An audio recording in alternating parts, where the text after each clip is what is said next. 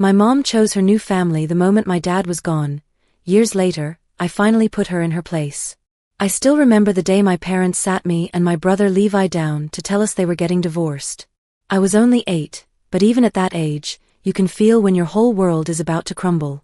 Levi was 10 and tried to act tough, crossing his arms and pretending he didn't care, but I could see his bottom lip trembling. We both knew something terrible was coming. They gave us the whole "it's not your fault" speech, like somehow hearing those words would magically make everything okay. It didn't. Dad moved out the following week, taking his coffee mug, his favorite recliner, and what felt like all the warmth from our house in Riverside, California.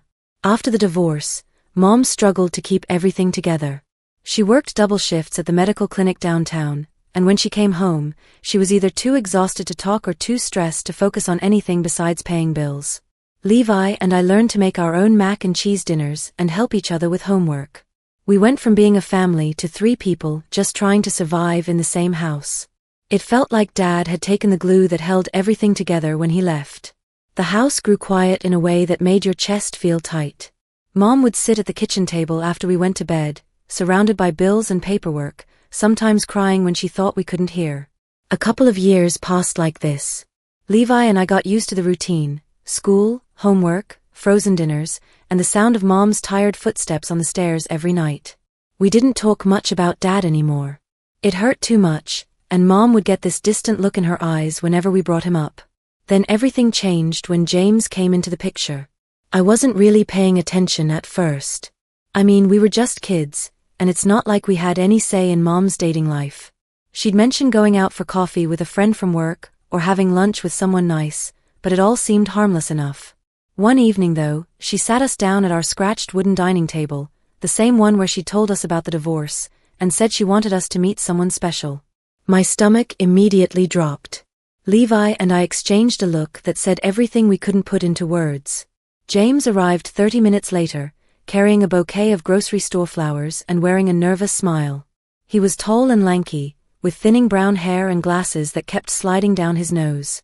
He seemed nice enough, I guess, but there was something awkward about the way he tried too hard to connect with us kids. "So Carla," he said, crouching down to my eye level, "your mom tells me you're really good at art." I just nodded and stared at my plate of spaghetti. Levi wasn't much more talkative. We were polite but distant, the way kids are when they're trying to figure out if this new person is a threat to whatever stability they have left. But the real shock wasn't James himself. It was Aiden, his 4-year-old son. Mom brought Aiden home for the first time on a Saturday morning, and I swear something shifted in her the moment she saw him. This little boy with messy blonde hair and big blue eyes came running into our living room, and suddenly Mom was kneeling down, opening her arms like he'd been her son all along. "Hey there, sweetie," she said in this soft, gentle voice I hadn't heard her use in years. "Do you want to see your new room?" Your new room. She'd been planning this for weeks and hadn't said a word to Levi or me. She'd converted Dad's old home office into a bedroom, complete with superhero sheets and toy cars scattered across the floor. I stood in the doorway, watching Mom help Aiden arrange his stuffed animals on the bed, and felt something cold settle in my chest. Within weeks, it was like Mom had hit the reset button on parenting. She was suddenly this attentive, nurturing person, but only for Aiden. She'd wake up early to make him Mickey Mouse pancakes, read him bedtime stories in different voices, and spend Saturday afternoons at the park pushing him on swings. Meanwhile, Levi and I were still making our own breakfast and doing our own laundry. When I mentioned this to Mom one evening, she just looked tired and said, "You two are old enough to help out. Aiden needs more attention right now." I remember one specific night that really hit me hard. I was sitting at the kitchen counter struggling with my math homework, fractions, which made absolutely no sense to me. Aiden was in the living room having a meltdown because his favorite cartoon had ended, and Mom was right there with him, holding him and singing some lullaby until he calmed down. I sat there for 2 hours trying to figure out those stupid fractions, and Mom never once looked my way. When I finally gave up and went to bed with my homework half finished, I heard her reading Aiden a story through the wall. Her voice was patient and loving, nothing like the exhausted tone she used with Levi and me. That's when I started to understand what was happening. Mom wasn't just dating James, she was replacing our family with theirs. And somehow, in her mind, Aiden deserved the kind of mother Levi and I had lost when Dad left. Mom and James got serious fast. Within 6 months, James was practically living at our house. His clothes started appearing in Mom's laundry basket, his leftovers filled our refrigerator, and suddenly every family decision included his input. When Mom asked what we wanted for dinner, she'd follow up with, "But James doesn't like spicy food, so maybe we should do something else." Levi started spending more time at friends' houses, and I began retreating to my room with books and drawing pads. It felt like we were slowly becoming guests in our own home, while Aiden got to be the star of this new family Mom was building. The breaking point came when Mom and James got engaged. She announced it over breakfast one Tuesday morning, showing off a simple diamond ring like it was the greatest thing that had ever happened to her. Levi and I just sat there, spooning cereal into our mouths and trying to process what this meant for us. "We're thinking about a small ceremony this spring," Mom said, beaming. "Just family and close friends. Won't that be wonderful?" I wanted to ask if she meant our family or James's family, but I already knew the answer. 3 months before the wedding, Dad died in a motorcycle accident on Highway 91. The call came at 6:47 on a Thursday morning. I remember because I was getting ready for school and wondering why the phone was ringing so early. Levi and I heard Mom's sharp intake of breath, then silence, then a sound I'd never heard her make before, this broken, gasping sob. She hung up and just stood there in her bathrobe, staring at the phone like it might ring again with better news. "Mom." Levi's voice was small and scared. "Your father," she whispered, then cleared her throat. "Your father was in an accident. He didn't make it." The world went sideways. Levi started crying immediately, big, ugly sobs that made his whole body shake. I just stood there feeling empty and numb, like someone had hollowed me out with a spoon. Dad was supposed to walk me down the aisle someday. He was supposed to teach Levi how to drive. He was supposed to get old and tell embarrassing stories about us to our kids. Now he was just gone. You'd think under the circumstances Mom would have postponed the wedding. Given us time to grieve, maybe postponed the ceremony until we could handle celebrating anything. But the very next day, while Levi and I were still walking around like zombies, Mom sat us down and said, "I know this is hard, but James and I have decided to keep the wedding date. Your father would want us to move forward with our lives." I stared at her like she was speaking a foreign language. "You're still getting married? Right now?" "Life goes on, sweetheart," she said, and her voice was gentle but firm. "We can't put our happiness on hold because of tragedy. Besides, James and Aiden need stability too." Levi exploded. "What about what we need?" he shouted, his face red and splotchy. "Dad just died and you want to throw a party?" Mom's expression hardened. "This isn't a party, Levi. It's the beginning of our new life as a family. I need you both to understand that." But we didn't understand. We couldn't. 3 weeks after we buried our father, we stood in the backyard of James's parents' house in Pasadena, wearing uncomfortable clothes and fake smiles, watching Mom marry a man who barely knew us. The ceremony felt surreal, like we were watching someone else's life unfold. James's relatives cooed over Aiden, passing him around and commenting on how adorable he looked in his tiny suit. Meanwhile, Levi and I stood off to the side like forgotten decorations, trying not to cry while a photographer snapped pictures of our blended family. During the reception, I watched Mom dance with James to At Last by Etta James, and she looked happier than I'd seen her in years. That's when it hit me. Dad's death hadn't been a tragedy that interrupted her new life. It had been an inconvenience she was determined to push past as quickly as possible. The real slap in the face came during the cake cutting. Mom pulled Levi and me over for photos, and as we stood there with forced smiles, she whispered, "This is our fresh start. I want you both to embrace this new chapter." Fresh start. Like Dad had never existed. Like the first 15 years of her life, the years that included creating Levi and me, were just rough drafts she was happy to throw away.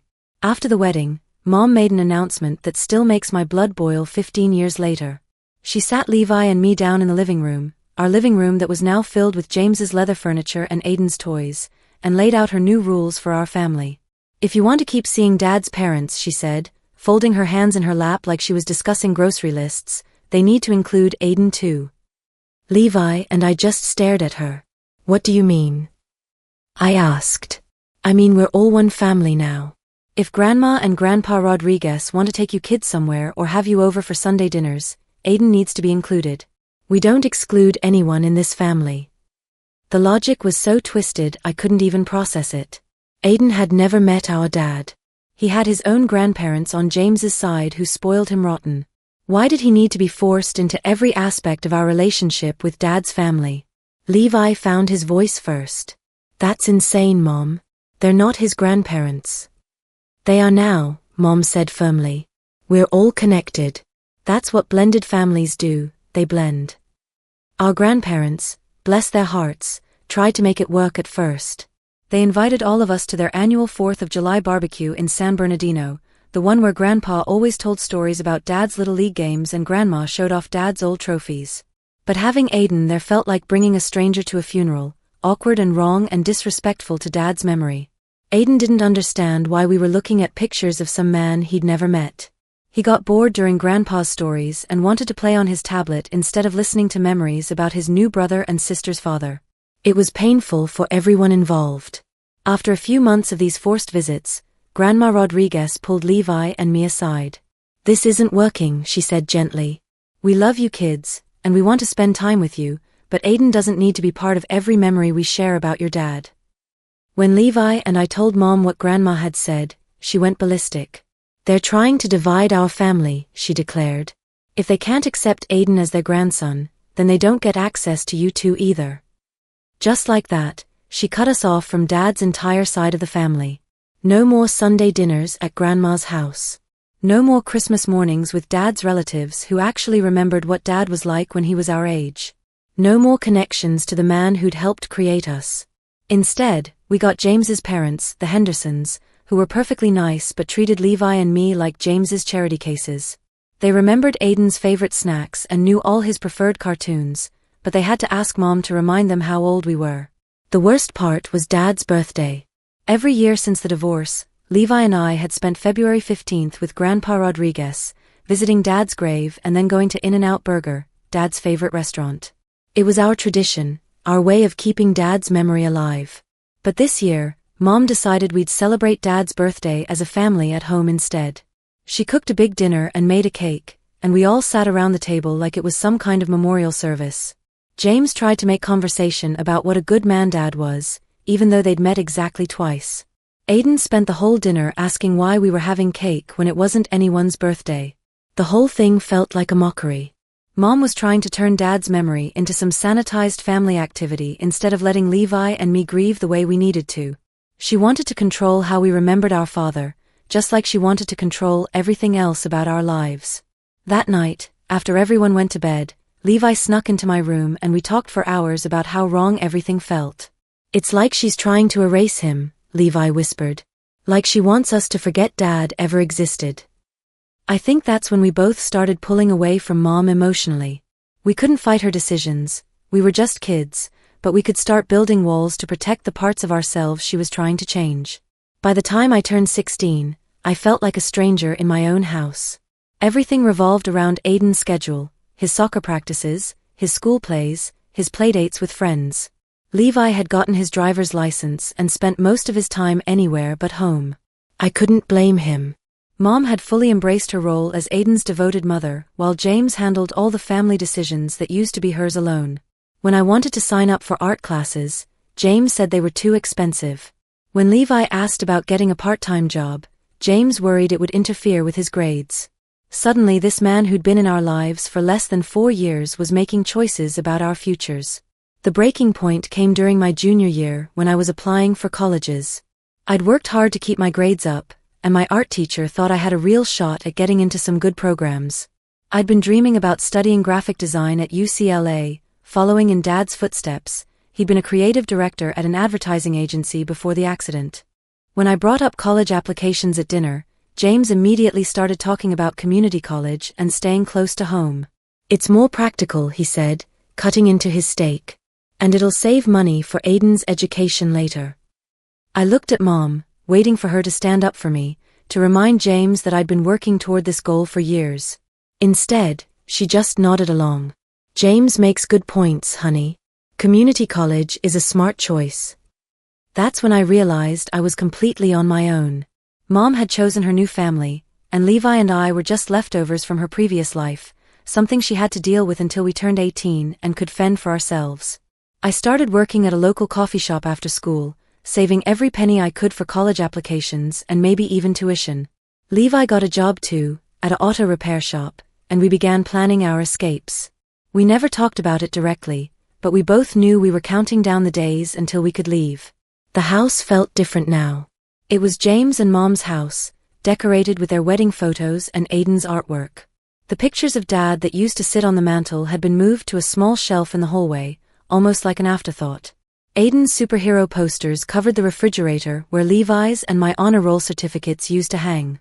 When I finally turned 18, I moved in with my boyfriend Jake, who was a year older and had his own apartment near the college campus. Mom barely seemed to notice I was packing. She was too busy helping Aiden with a science project about solar systems. "You're really doing this?" she asked when I was loading my car with the last of my things. "Yeah, Mom. I'm really doing this." She stood in the doorway watching me, and for a moment I thought she might say something meaningful, might acknowledge what had happened to our relationship over the years. Instead, she just said, "Well, don't forget you have a family here too." A family. After everything that had happened, she still thought of us as a family. Levi left for college in Arizona 6 months later, as far from California as he could get while still affording in-state tuition. At his graduation party, which James insisted on hosting even though Levi clearly didn't want him there, I watched my brother smile politely while James made a speech about being proud to call Levi his son. Levi caught my eye during the speech and made the smallest eye roll. We'd both learned to play the game by then, to nod and smile and pretend everything was normal while we quietly built our own lives away from the chaos Mom had created. For 5 years after moving out, I kept Mom at arm's length. We'd exchange texts on birthdays and holidays, and I'd show up for the occasional family dinner where we'd all pretend everything was fine. James would ask about my job at the graphic design firm, Mom would update me on Aiden's achievements, and I'd smile and nod and count the minutes until I could leave. But last month, something happened that brought all those old feelings rushing back. Mom called me at work, which she never did, and her voice was tight with anger. "I need to talk to you about Aiden," she said without any greeting. "What about him?" "He's been asking why you and Levi never visit. He feels like you don't care about him, and frankly, Carla, I'm starting to agree." I took a deep breath, feeling that familiar knot form in my stomach. "Mom, I have my own life now. I can't be at every family function." "Every family function? You haven't been to Sunday dinner in 3 months. You missed his 10th birthday party. Your own brother's birthday party." There it was. "He's not my brother, Mom." The silence on the other end stretched so long I thought she'd hung up. When she finally spoke, her voice was cold. "I can't believe you're still saying that. After all these years, after everything James and I have done to bring this family together." "What family?" The words came out harsher than I intended, but I was tired of pretending. "You mean the family you built to replace Levi and me? That's not fair. Isn't it? When's the last time you called to check on me? When's the last time you asked about my life, my job, my relationship with Jake? You only call when it's about Aiden." Mom's voice rose. "Because Aiden is a child who needs his family, and you're being selfish by shutting him out." "I'm being selfish?" I laughed, but there was no humor in it. "I was 8 years old when you decided to replace Dad. I was 11 when you married James 3 weeks after Dad died. I was 12 when you cut me off from Dad's family because they wouldn't treat your stepson like their grandson. And I'm selfish." "Your father's been gone for 15 years, Carla. At some point you have to move on." That did it. All the anger I'd been swallowing for years came pouring out. "You moved on before he was even cold in the ground. You moved on the second James walked into our lives. You moved on when you decided Aiden deserved the mother Levi and I lost after the divorce." "That's enough." "No, it's not enough. I'm done pretending this worked out for everyone. I'm done pretending Aiden is my brother when you stopped being my mother years ago. I'm done making excuses for you." The line went quiet again, and when Mom spoke, her voice was shaking. "If that's how you feel, then maybe you don't deserve to be part of this family." The words hung in the air between us. After 15 years of guilt trips and manipulation, she'd finally said what we both knew was true. In her mind, Levi and I were expendable. We were the price she'd been willing to pay for her fresh start with James and Aiden. "You're right," I said quietly. I don't deserve to be part of a family that never really wanted me in the first place. I hung up the phone and sat in my office for 20 minutes, shaking. My coworkers kept asking if I was okay, but I couldn't find the words to explain what had just happened. How do you tell someone that your mother just confirmed what you've suspected for years, that you were never really part of her plan for happiness? But something strange happened as the shock wore off. I felt lighter than I had in years. All the guilt, all the pressure to maintain some fake relationship with people who saw me as an obligation, it was gone. Mom had finally said out loud what her actions had been saying for over a decade. That evening, I called Levi in Phoenix and told him about the conversation. He was quiet for a long time, then said, "I'm proud of you for finally standing up to her." "Are you mad that I burned that bridge?" "What bridge? There hasn't been a real bridge there for years. We've just been pretending there was." For the first time in 15 years, I felt like I could breathe. 2 weeks after my final conversation with Mom, I got a call from my Aunt Linda, Dad's sister who I hadn't spoken to since Mom cut us off from that side of the family. She'd tracked down my number through social media and wanted to meet for coffee. "I heard about what happened," she said when we sat down at a Starbucks in downtown Los Angeles. "Your grandmother told me." I was confused. How would Grandma Rodriguez know? Aunt Linda smiled sadly. "We never stopped keeping track of you and Levi. Your grandparents have been following your lives from a distance all these years, through social media and mutual friends. They've been waiting for you to reach out when you were ready." The tears came immediately. All this time, I thought Dad's family had forgotten about us, had moved on after Mom cut off contact. But they'd been there, quietly watching us grow up, respecting Mom's boundaries while hoping we'd find our way back. "They never stopped loving you," Linda said, reaching across the table to squeeze my hand. "Your dad was their son, which makes you and Levi precious to them. That never changed." I spent the next 3 hours hearing stories about Dad that I'd forgotten or never knew. Linda showed me pictures on her phone. Dad at my age, goofy and artistic and full of dreams. Dad with his first camera, the one that started his love of visual storytelling. Dad talking about his kids to anyone who would listen, even after the divorce. "He was so proud of you," Linda said, showing me a photo of Dad holding up one of my elementary school drawings. "He carried this in his wallet until the day he died." For 15 years, I'd felt like I was keeping Dad's memory alive all by myself, fighting against Mom's attempts to erase him or sanitize him into something fake and comfortable. But Dad's real family had been holding on to those memories too, waiting for Levi and me to come home. Last month, Levi flew in from Phoenix and we spent Thanksgiving with Grandma and Grandpa Rodriguez for the first time since we were kids. It felt like stepping back into a part of ourselves we'd thought was lost forever. Grandpa told the old stories about Dad's high school football games. Grandma made Dad's favorite pumpkin pie recipe. We looked through photo albums and talked about Dad like he was a real person instead of some mythical figure Mom had tried to turn him into. I didn't hear from Mom on Thanksgiving. I didn't expect to. According to Linda, who still has mutual friends with Mom's sister, Mom has been telling people that Levi and I chose to abandon the family, and that she's heartbroken but has to focus on the child who wants to be part of their lives. It's exactly what I expected. Mom was never going to take responsibility for pushing us away. She was never going to acknowledge that her version of blended family required Levi and me to disappear. In her mind, she's the victim in this story, and we're the ungrateful children who couldn't appreciate her happiness. But I don't need her to understand anymore. I don't need her approval or her acknowledgement or her love. I spent years trying to earn back something I'd never actually lost. I just hadn't known where to look for it. Jake and I are talking about getting married next year, and I know Dad's family will be there to celebrate with us.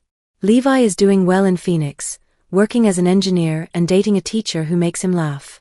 We talk every week now, sharing stories and inside jokes and memories of the life we had before everything got complicated. Sometimes I wonder what would have happened if Mom had handled things differently after Dad died. What if she'd given us time to grieve? What if she'd married James but still let Levi and me maintain our connection to Dad's memory and Dad's family? What if she'd tried to blend our families instead of replacing one with the other? But I can't live in what-if scenarios anymore. Mom made her choices, and now I'm making mine. I'm choosing the people who love me for who I am, not who they want me to be. I'm choosing the family that never asked me to forget where I came from or pretend my father never existed. For the first time in 15 years, I feel like I'm exactly where I belong.